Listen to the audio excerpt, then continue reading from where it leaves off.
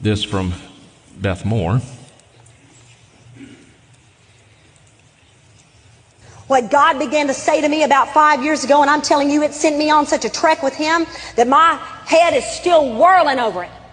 He began to say to me, I'm going to tell you something right now, Beth. And boy, you write this one down, and you say it as often as I give you utterance to say it.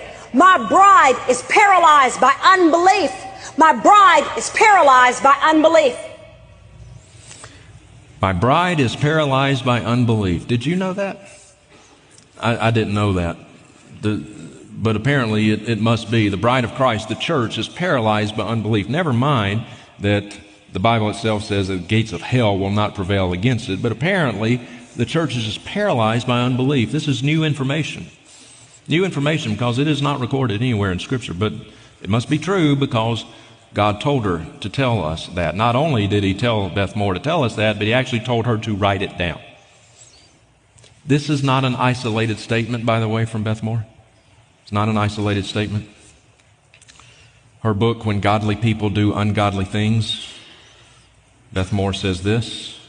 She says, I am being as honest as I know how to be when I say that I did not write these pages by simple preference. I wrote them because had I not, the rocks in my yard would have cried out. What God does with what He has promised is His business. I entrust this message entirely to the one who delivered it while I sat bug-eyed.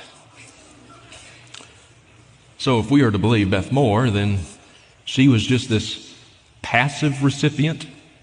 She emptied her mind and God began to speak to her, and God delivered this message to her while she sat bug-eyed.